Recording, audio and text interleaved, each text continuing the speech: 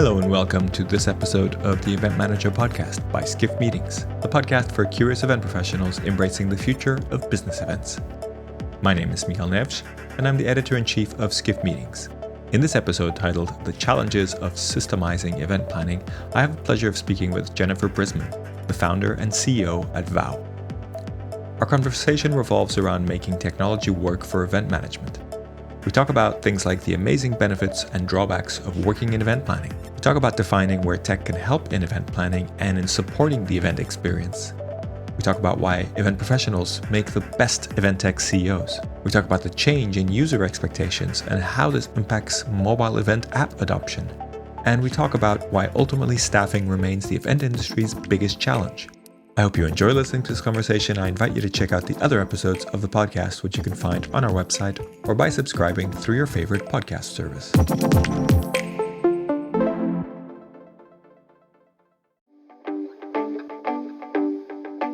And now for a word from our sponsors, PHL Life Sciences, a division of the Philadelphia Convention and Visitors Bureau. Host your convention or trade show in Philadelphia, one of America's leading life sciences hubs. PHL Life Sciences, the first and only CVB division of its kind, will connect you to the professionals at the forefront of your industry and to a culture you can only find in Philadelphia. A city known for its rich history that's forging a bright future, Philadelphia challenges the expected and defies convention. A world of discovery is waiting. Visit phllife.com to learn more.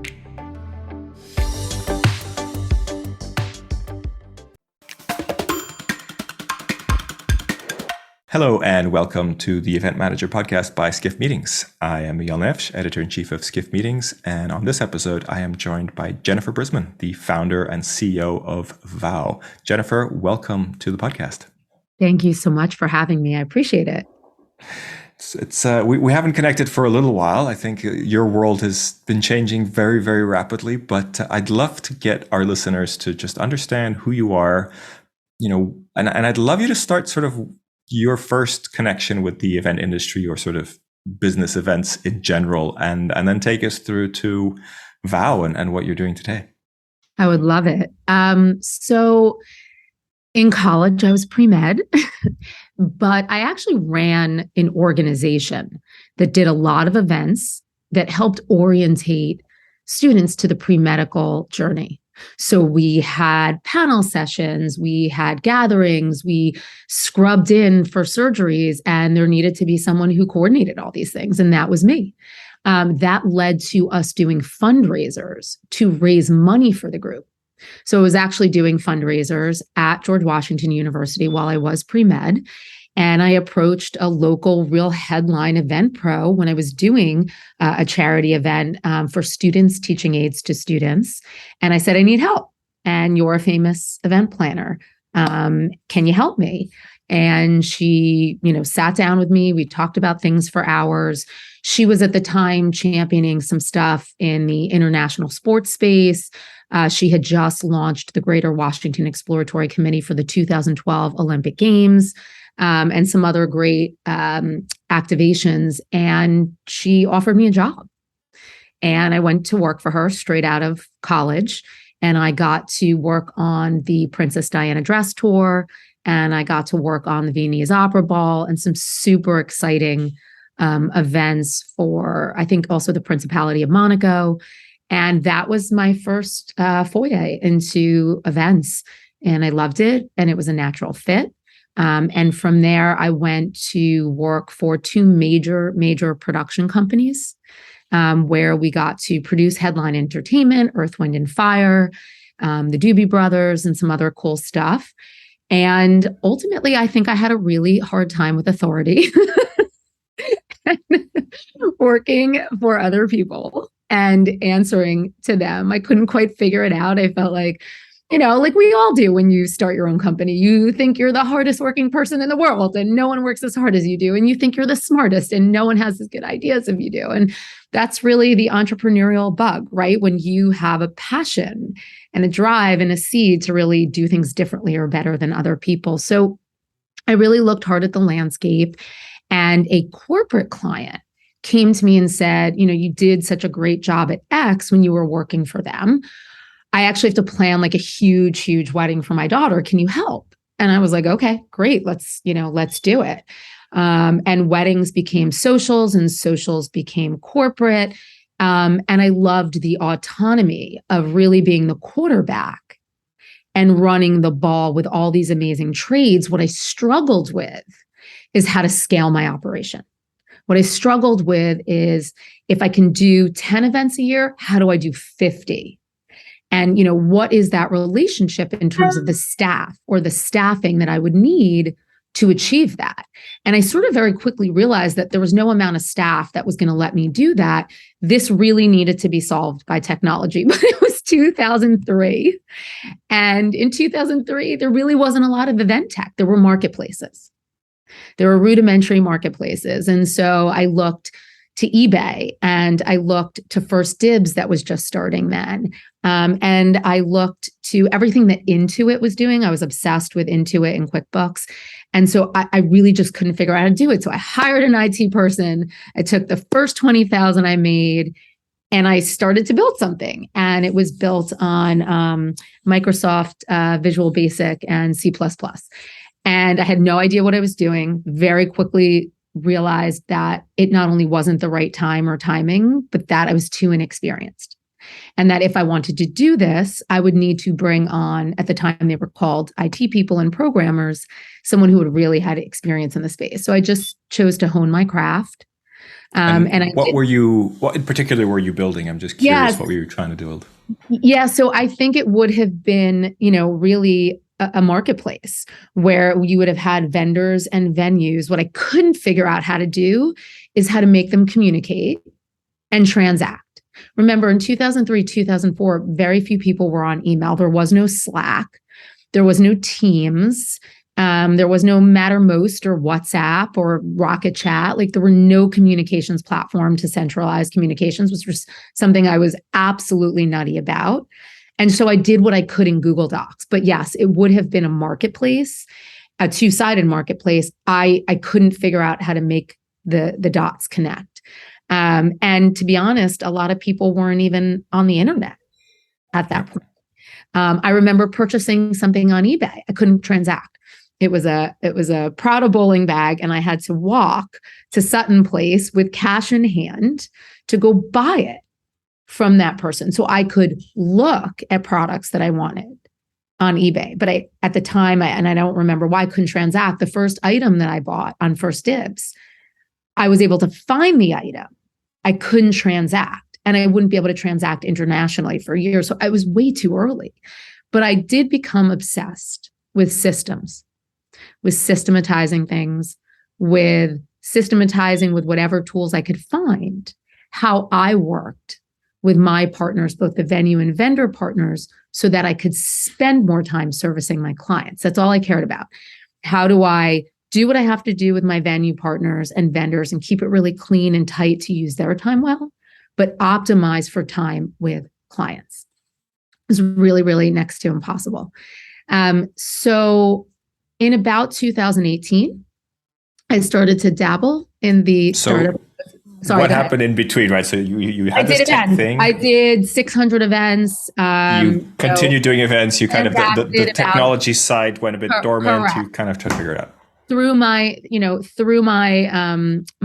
company, myself, transacted about 60, 70 million of business for clients, really built up my reputation, really tried to hone the guest experience. Like, the guest experience was my thing. It was my thing early on from a communication standpoint. I really tried to deeply understand, like, where were the connection points between everybody in the ecosystem, no matter what vertical you were in. So the ecosystem split into two verticals. We've got public events, we've got private events. Private events, you have multiple verticals, but you always have really a primary stakeholder. Right? On the public side, if you're a ticket holder, you're a stakeholder, totally different. So I really focused on, within the private events, understanding the places where we all intersected, where we all did our job exactly the same way, where it didn't matter what vertical we were in or what type of industry. And that's still a focus of mine today. And then I also tried to understand, on the event goer side, what blew people's minds? What made them want to go to events? What made them excited to be at an event? What were like the pain points that a guest dealt with? What were the pain points that a pro dealt with? And to some degree, they're still the same today as they were when I started my company in 2000. So that's pretty remarkable. So I don't know if that answers your question, but that was the journey in between. Okay, well, let's talk about Vow now and how that came about. And was this a direct result of the technology kind of focus that you had before? 100%. So the first thing I thought I was going to do is systematize how everybody worked in the socials and wedding space. And it was a big enough space. And I figured out the exact pain points and how I could synthesize and systematize them again. And I went out for a pitch night. I came up with a deck very early on in the journey, went out for a pitch night at Startup Boost, came in second. I was so excited. I was like, I'm going to build $1 billion company tomorrow. Let's go. And I didn't know anything about the event ecosystem, about the startup ecosystem, nothing. And I really had to learn from scratch. And I hustled. I went at that point in time, events in the startup ecosystem were plentiful. So I would go to about 3 a week to get my sea legs, to learn the vernacular, to understand what this would mean, to meet people on the product side, the engineering side, which was like, a complete, I was mystified by it. I had no understanding of what it was. And then also just on like the investor side. So I would go to all these events, I would meet people, I would ask them for their time, I would take tons of meetings, I would put this deck in front of anybody that would listen, I would get tons and tons of feedback. And then finally, I hired someone to help me build what would have been the first iteration of the product. And we were kind of looking for financing around it. And a couple of other products at the market came in time. And I was like, this is not going to work. This is not big enough. This is not going to make a big enough change in the industry. It's not going to make huge improvements for the next 10 years. And the central axis of it was a real-time communications hub for events where you could communicate as business teams and event teams. And we built it. And we were like a minute into the market. And Leah was at that point, as I mentioned, she was an equity advisor, and has since come on the team full time. But it really addressed pain for everybody in the space: clients, vendors, venues, and organizers. Those are the 4 main buckets. And what we were doing wasn't big enough. What I wanted to do was so out of scope for where I was, but we did it. The pandemic hit and we had to pivot. And the truth was, we really weren't sure what to do at all, whatsoever. And so I really looked at what was going on amidst the pandemic. I spoke to everyone, probably 1,000, 2,000 people I'd worked with for 20 years. And I heard that a major company was building a product with a concert and promotion company that was going to help COVID screen people to go to events. And I was like, holy crap, we need something like that. And I called around and I kept saying to people, who has this product? No one could figure it out. So we went and built it. And it was a real leap of faith. We built it on paper first. We built a prototype. And I went out and customized that prototype for everybody I knew, like for 1,000 people, whether it was the Mandarin Oriental or a headline producer or a tent company. We customized the prototype for everybody because event people, we like to see our name in lights, and we like to be put in the moment and understand the workflow. And from that experience, I learned 2 things. I was going to be a tech CEO, and anyone else in the industry could be. 100%. Event professionals are the best product people because we paint a picture of flows in our brain. And then we are responsible for making it happen. There's no like, hey guys, we didn't make it work the first time. This is Broadway. We'll make it work in a week. You have one chance, and you have one chance only, and that's it. So I learned that like people were finishing my sentences. I designed a product, but they knew the story. They knew the beginning, they knew the middle, they knew the end. And they were like, build that.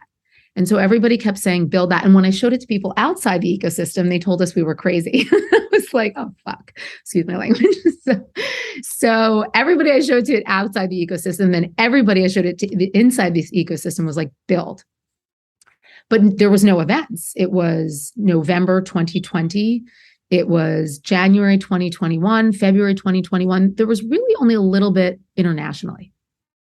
And we called the product Vow Digital Health.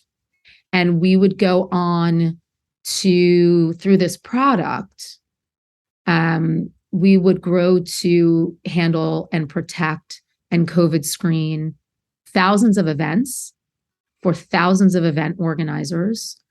We would grow to about 120,000 account holders, and we would service everybody from, Uber to high profile clients who we have NDAs with. And people were able to get back to gathering.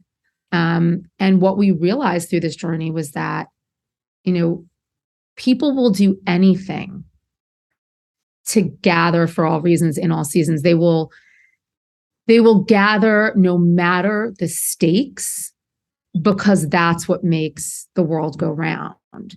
Those, life's greatest moments, the handshake to the deal, that dollar that you have to earn to raise the capital to go solve cancer, the money that you need to make children safe. People were going to gather no matter what. And we really had everyone's backs, and we really championed trust and traction, and we soared. And as we did that, we learned what everyone else's pain was, right? So we're all coming out of the pandemic. We're all gathering at scale, and there's so much new pain. And so that's where we are today. Vow today will continue as needed to, of course, COVID screen as organizers need, but our primary focus will be my 20-year focus, which has always been the guest experience. We are going to champion the guest experience, and we are going to save organizers time, money, and stress in helping them delight guests and champion that experience in a way that only high-touch technology can.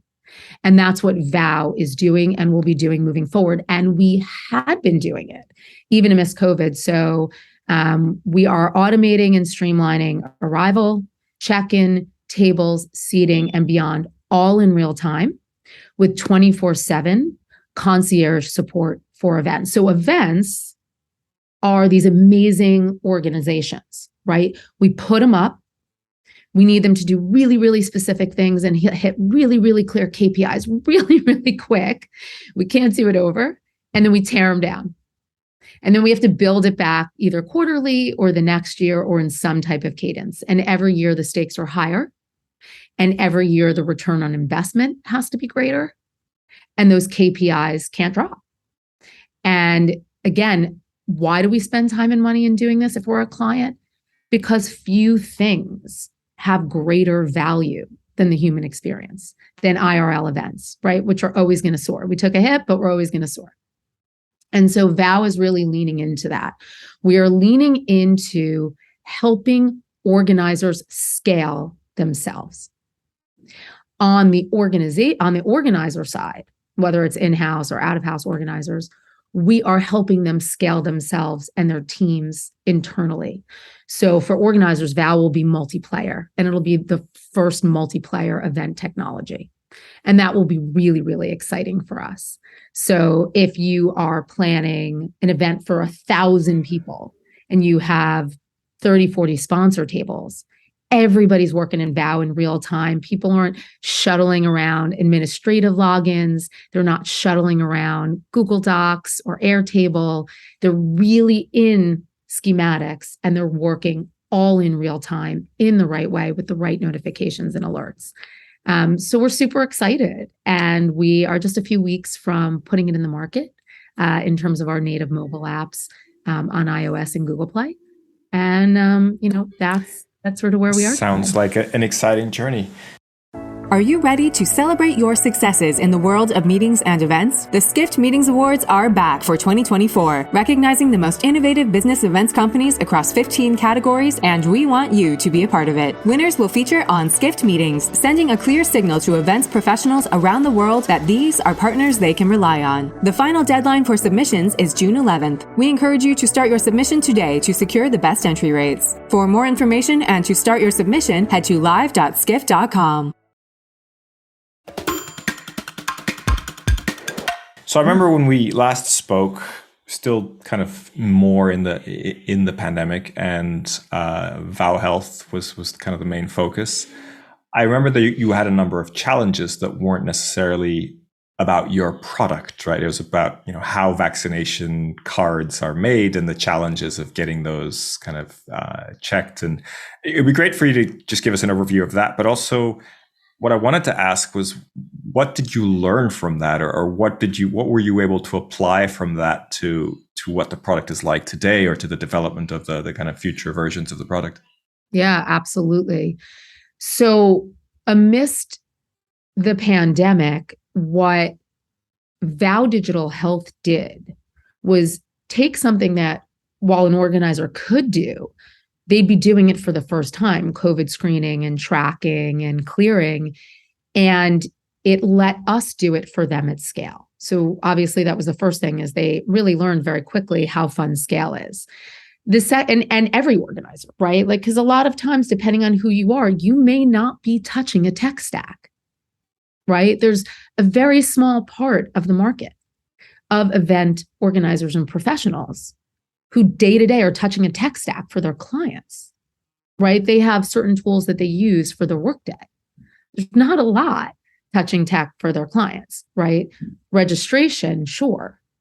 Ticketing, sure. But this was totally different. So I think it got people excited that they could see things scale and make it happen really quickly. As far as on the vaccination and vaccination record side, what we really learned was, wow, we are living in a world where we need to champion data privacy and security and trust. And the trust that people put in our team was amazing. It was absolutely amazing. And for as long as I live, it'll be something that I remember and that I really, really protect, both in the product, in the process of how we work, and in the people that we hire. Trust is everything. And so data and privacy and security was one thing I learned that was important to everybody everywhere. And in a world where I think we just day to day took it for granted a little bit more before. On the vaccination record side, again, it's same thing. People didn't want to share more health credentials than they wanted to share.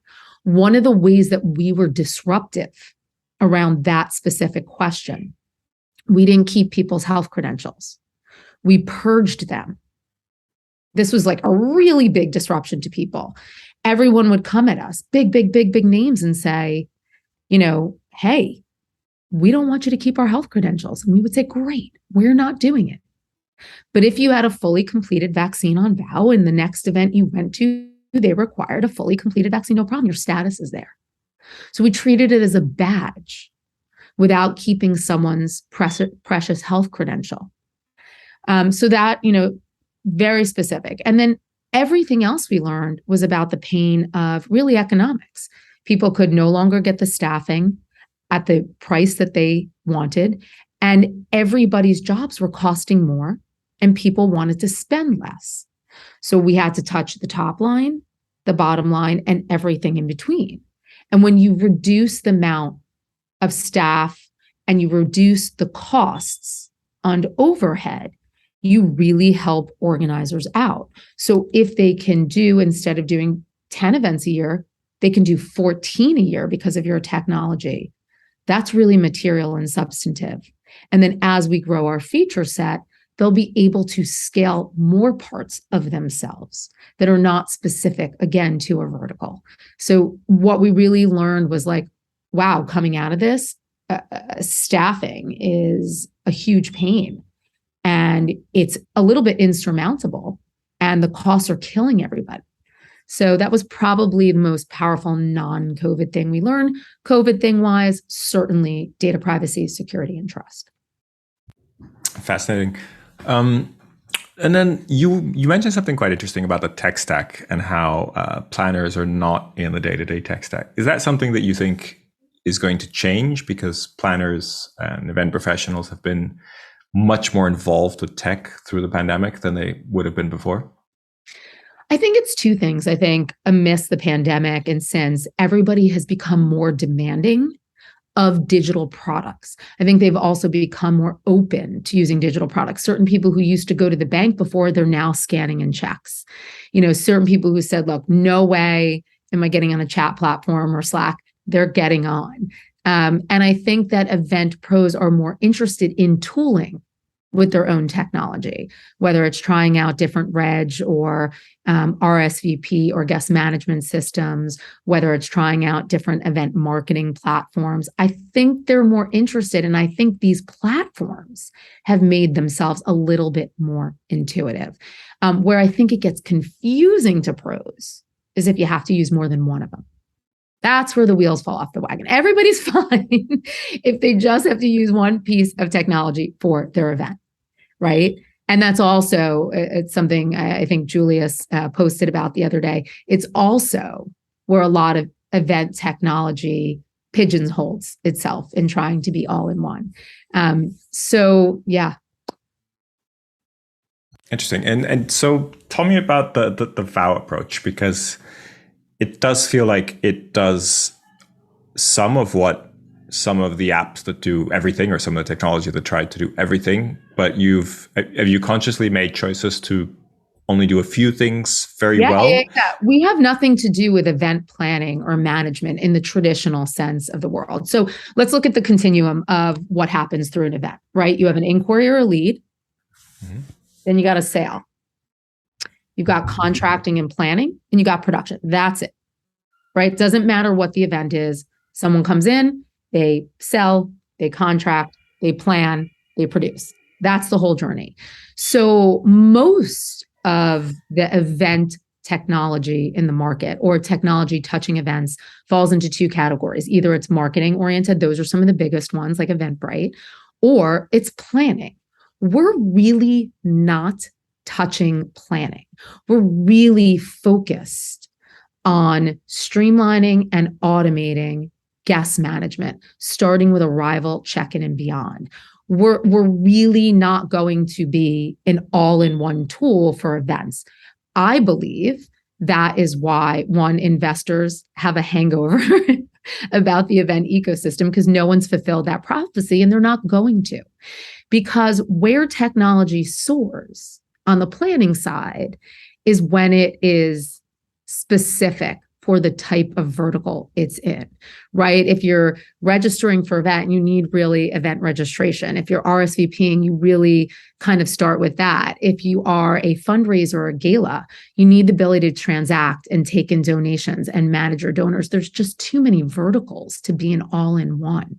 What I look at is the connective tissue, the dots that are specific to pain that has nothing to do with the vertical that an event or an event organizer is touching.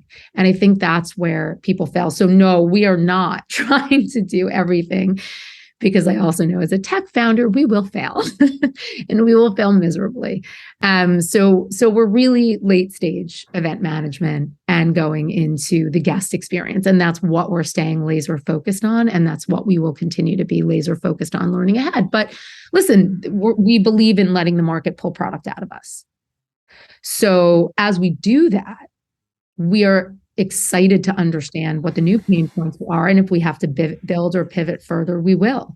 But that really is what the market has told us we need. And so we're really camping out there and really excited to, and our customers are excited for us to be there with them. And are there a specific type of events that are better suited? I mean, you talked about kind of covering a lot of different areas.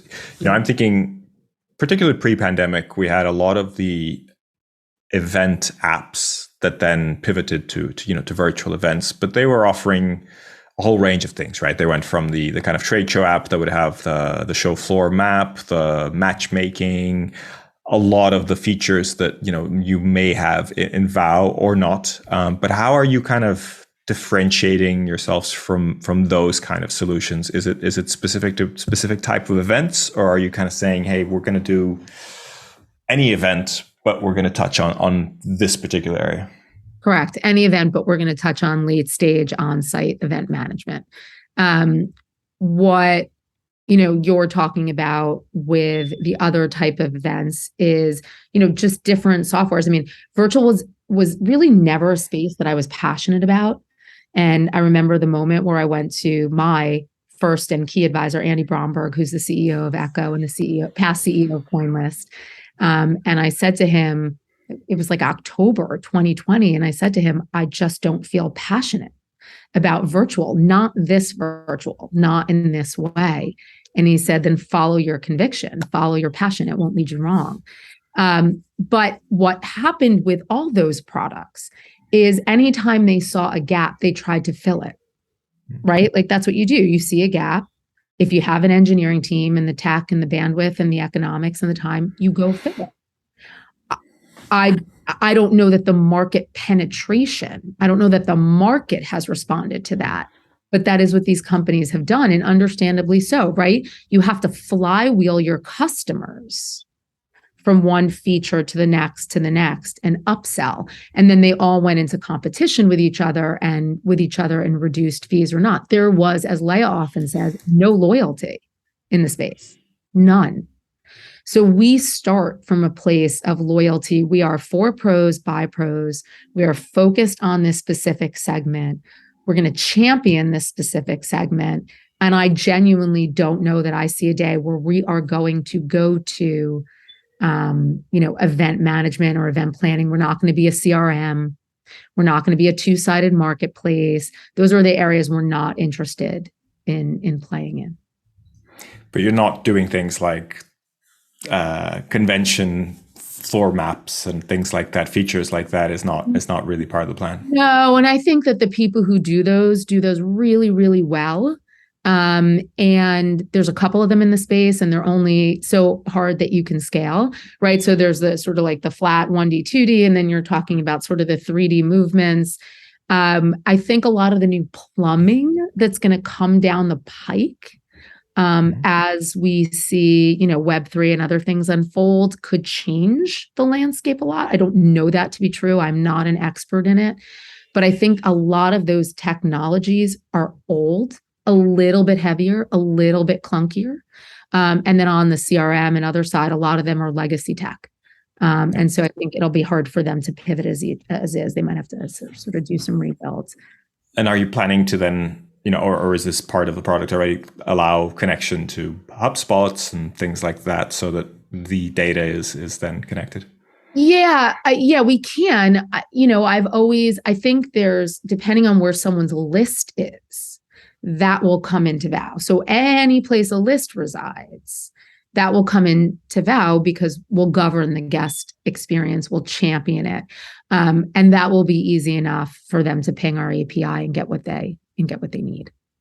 Yeah, that makes a lot of sense. I think integrations are a little bit different. I think with mainstream, event technology is not great with integrations on the whole. There are some that have gotten much better. But we look forward to that journey. It just takes a while to get there. We're still kind of young. Yeah, for sure. And, there's like session listings and all sorts of things that I think you need to collect the data from different places to really make that work if you're working on those kind of events. One of the pain points that I've always felt with event apps is getting people to use them. And I think we may be in a slightly different situation with COVID safety and those kind of things. But is that a big part of your consideration to kind of get, that ultimate 100% adoption of the app? So I don't think you'll ever get 100% adoption if people don't downloading it on their phone. So we'll always have it exist as native and as web optimized. They'll always exist in tandem. Obviously, they'll be more feature rich on the native side. But in terms of your question, which is we expect or anticipate initially about 65% adoption, and we will grow. That's why the customer support matters. So we can do customer support like nobody else because our 24-hour customer support team knows events. And so we believe that people will want access to our customer support as a service so that they will come in early on. They will download on the phone. I think, listen, when you go to the airport, you might not check in online for Delta till you're in the Uber, but you're going to do it in advance. You're not going to go to the check-in desk unless you have an issue, and you're not going to stand there and wait online. You're going to automate as much as you can. When people arrive to events, they don't want to wait online. They need to skip the lines. They don't want to be in black tie waiting at a registration table with 10 people going A through D, D through F, F through M. They don't want to do that. They don't want to sit there and wait for a card to be written down. And then their sponsor standing over here saying, wait, those are my 3 guests that just got here. And they're waiting around for more cards. And then they have to go to co-check. And from co-check, they go to the foot of the convention center or the room or the ballroom. And then they lose their table card, or they lose their ticket, or they lose something that's physically tangible in their hands, and they're looking for it. So then they either go back down, or they ask staff in the ballroom. They get to their table, they have to find their seat. They get to the convention center, they have to find their panel. Wherever they go, they're waiting. And then they have to communicate, whether it's a waiter about food and beverage specifications, grab your coat, grab your car, how can I get event updates in real time related to my place in the room? There's a lot that happens. So we believe that people don't want to be waiting, that they don't want to be standing in crowds, that they really want accelerated, delightful arrival, check-in, and live on-site guest experiences. And again, we really are sitting more in the private event space, right? We're not talking about concerts. We're not talking about stadium and arena events. But we are talking about, private events at a stadium, private events at an arena. So while the 4 walls and the roof, may change, right? The nature of when people arrive to an event, or even before they arrive, what information they have to really streamline their arrival, check-in, and on-site experiences is again, that's where we're sitting. And as we do that, we're really reducing overhead and ops for organizers. Yeah, sounds pretty clear to me. And I think you've touched on some interesting points there about how our expectations have changed really, after, not necessarily because of the pandemic, but just in general, our expectations of not waiting in line and having things as automated as possible. I think the vast majority of people see that as a benefit, right? I think a few years ago, we were talking about, do we want to check out our own groceries, or do we want to, there to be a person there? And I think most people now are like, well, whatever's fastest, right? Let's just get on with things rather than understand what we want to have done, etc. Yeah. I mean, it's funny too. And I think it depends on what it is. Like, you go to a restaurant now and you're hovering over a QR code to pay because they don't want to send your waitress back over just to put a check on your table and then to take it back. You go to Florida and you're sitting down and you're hovering over a QR code to order because they're like, why do we have to send a waitress over there and back?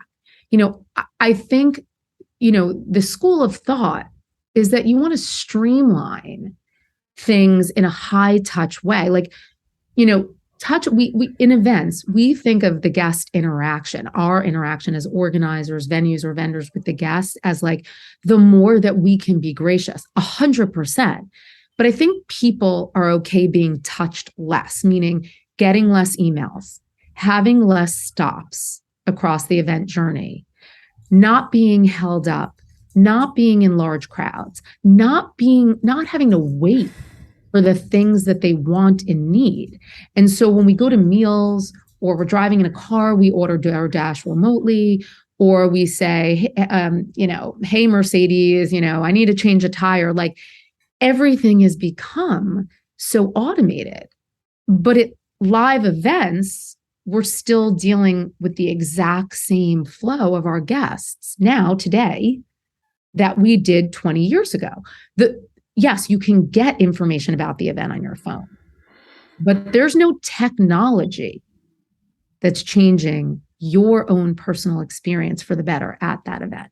And that's really the space that we're playing with. That's been my passion play for 20 years, and probably going to mess up a lot along the way, but we're going to get there. Sounds good. So let's think more big picture. What are you seeing as like the biggest challenges facing the event industry? And maybe you're trying to solve them in some way, but thinking sort of up ahead? One is tools that are the right fit for the right event or organizer. I think it's really hard for an event organizer to know, and I think that's where experience come in. I think on everybody's plate is the thought about economics, right? How can I do more with less? How can I spend less, but do more for my clients and their customers, right? Like everybody in the industry is B2B to C. I don't care who you are. You're B2B to C. You are someone supplying a tech or a service. You have a client. That client has customers, attendees, or guests. Boom, done. That's what we're all playing with. So when someone hires you, whether you're a venue, vendor, organizer, it actually doesn't matter. It's one stakeholder that's paying for governance, responsible for, again, on private events, multiple, and the private event side is much bigger than the public event side. And so the stakes are higher. If you go to Madison Square Garden, or you go to the Barclays Center and something happens with your ticket, right? You bought a scalp ticket. They don't care. You're one person or four people. There's no stakeholder that you're going to complain to. But if you are JP Morgan and you're having an event or you're sponsoring one and something goes wrong, you're going to go to that event organizer or venue or your collaborators, and you're going to take up a real issue, and there's really going to be economics at stake. So these are just two completely different value systems, and the stakes are much higher. So I do think the biggest pain in the industry that it is affecting us now, that will affect us in the future, is affording quality talent. And we are seeing that problem every day. I don't think that's going to get better. I think it's going to get a lot worse as more people come back into the workforce. If the event ecosystem can't afford the economics of scale and people can get better jobs elsewhere, they will go. So I think it's really, really important that we be, as we always have been, I think, a really diverse ecosystem, one that champions minorities, one that starts to build maybe some funds or financial sources to really support the future of event technology and event talent. And so I think what I see for the future is that is going to be pain. So to the extent that event technology companies like myself can solve for the challenging economics of staffing and for scale, so that event professionals and organizers can do more with less, that's going to be really important.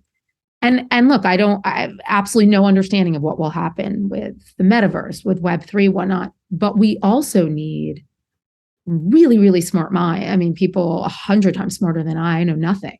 We need people that can help decipher that at scale so that people can get out ahead and think about, what does my next 10 years look like? If you're 65 and you're on the way out of the industry, you may not care. I know for me, I care deeply because I have to get an understanding of what's next and how do I build today for tomorrow. I have to stay uniquely focused on delivering today, but I have to have a vision, not just say, okay, I want to be on 25 million phones in 6 years.